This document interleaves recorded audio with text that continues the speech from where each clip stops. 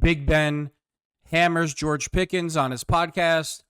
I really appreciate Ben for telling the truth. It's very rare that players in the NFL, ex-players, especially players that played on the same team, tell the truth about another player's behavior. So I have nothing but respect for this because it is the truth. So let's jump into the article. Steelers fans want Pickens to figure it out. Celebrate his teammates' big plays. Don't be a distraction on and off the field, and just be the elite threat they know he can be.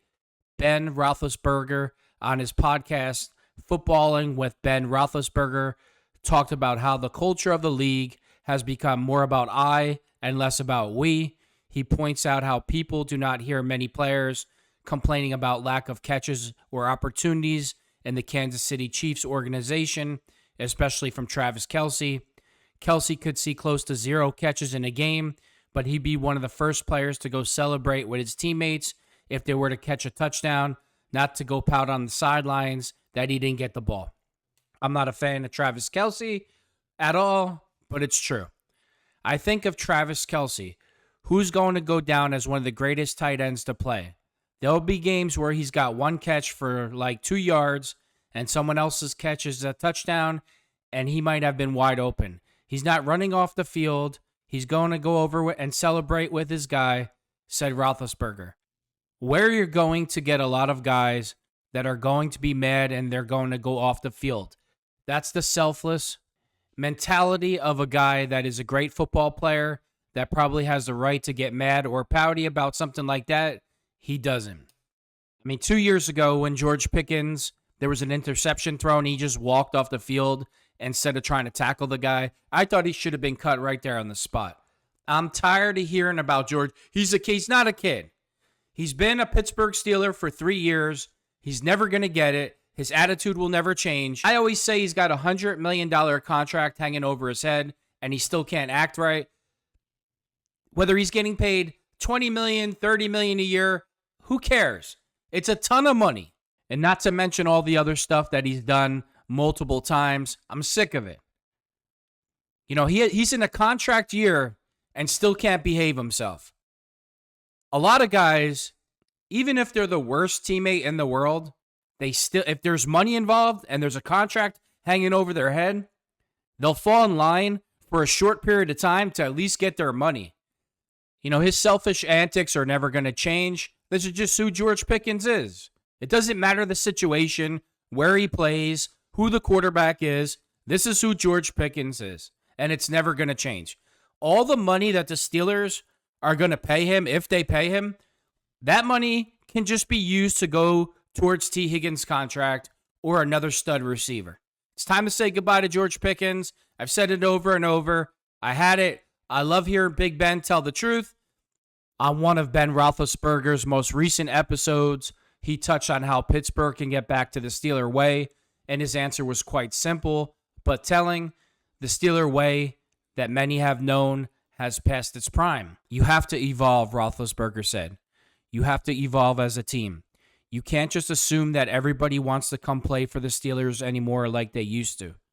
People used to want to come play for Pittsburgh because you had a chance every single year to win a Super Bowl.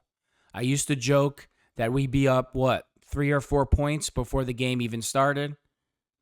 Do I think that the league, the players, and the media are starting to look at Pittsburgh like, oh, that's a place you don't want to go play because they haven't figured it out at the quarterback spot? Absolutely. Especially with today's players, they don't have the attitude, oh, I'm going to go here and I'm going to make this team better.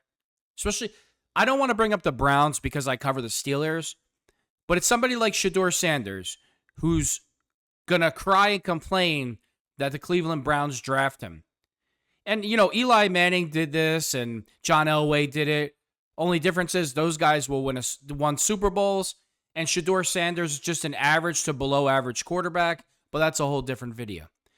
My point is this attitude of, oh, somewhere else is better, let me go there. No, it's on you as the player where you get drafted to take pride in yourself, the organization that drafted you, to be thankful and say to yourself, if I'm Shedeur Sanders, you'll be like, you know what? I'm going to be the best quarterback in Cleveland Browns history and change this whole thing around. That's the type of guy I want. That's the type of Steeler that I want. Not today's player, though. Big Ben also talks about player social media usage at halftime. Let's jump into that article.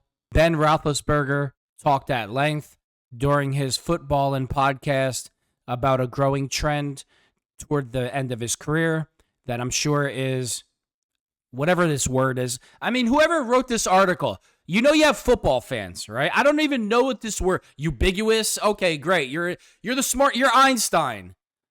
Now in the Steelers locker room and all the locker rooms in the NFL for that matter, that is, of course, the usage of cell phones at halftime in locker rooms and NFL locker rooms instead of being locked into what the coaches were saying or reviewing the tape, trying to correct issues from the first half. Roethlisberger noticed a lot of players checking their social media or text messages to see what people had to say about their play. This is going to be a get off my lawn type of post about addiction to cell phones and social media in this day and age. And who am I to talk as a 30-year-old blogger who spends most of my working days scrolling X and YouTube? But that is also the central to the core responsibilities of my job description, while it clearly isn't for NFL players in the middle of a game. Below is what Roethlisberger had to say. There was a trend my last couple of years playing that kind of came in the league that I can't remember when. It could have been 5-6 years as I was ending. But the trend got progressively worse, Roethlisberger said. Guys would come in at halftime and go right to their locker and grab their phones and be looking at social media, looking at things like, not everybody, but it progressively more and more. He then described how each position group had its own area of the locker room to meet with position coaches during halftime before the coordinators and the head coach addressed the team as a whole. The linemen would always be together. You never saw those guys on phones, Roethlisberger said, but you'd see the other guys, instead of being with their group, they were in their locker looking at their phones. I mean, would you expect anything different with today's player?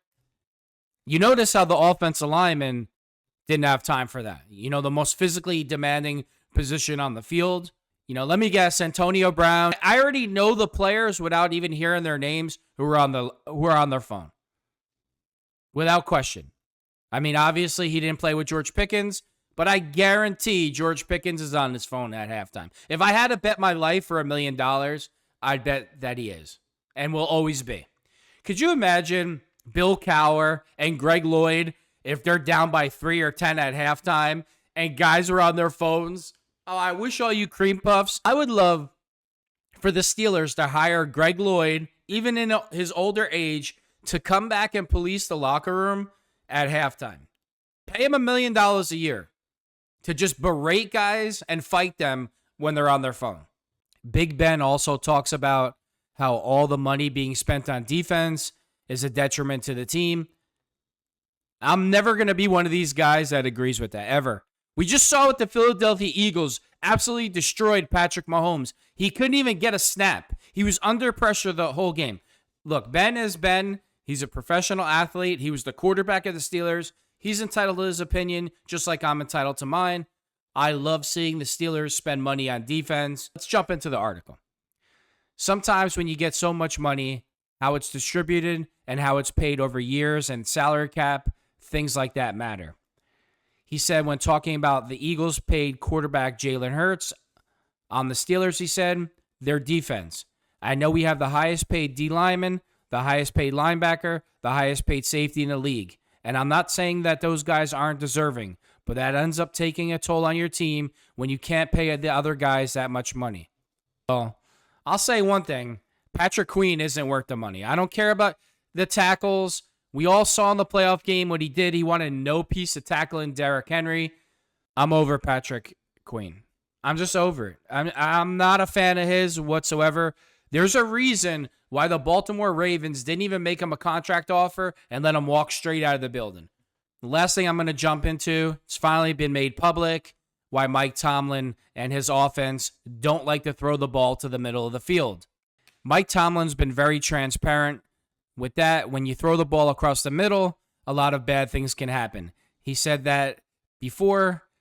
Colby claims of the Steelers head coach. I don't know if he said that publicly, but now it is publicly. He said that before. So, I mean, this tells you the mindset right there. He wants to stay away from turnovers, and he believes the majority of the turnovers do come from middle of the field throwing the ball. Wow. And any other organization knows to win a Super Bowl, you got to dominate the middle of the field. You have to throw the ball over the middle of the field. Why do you think Bill Belichick, Tom Brady, the New England Patriots were so successful throwing the ball over the middle to Gronk, to Julian Edelman? They wanted Aaron Hernandez to be the final piece where they dominated the middle of the field.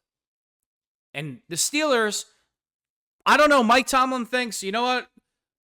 We can't throw the ball over the middle of the field because a turnover might happen. Isn't that living in your fears, Mike? Don't you claim that you don't live in your fears and the Steelers don't live in their fears? I can't even believe that I'm reading this. So the whole middle of the field, the Steelers aren't going to throw the ball to. Is that because the quarterback that you brought in sucks? Is that because Russell Wilson doesn't have the arm anymore and it's easier for the defensive backs to get an angle on the ball? Is that the reason? I mean, I know you're not going to say it publicly, but you did bring in the quarterback, Mike.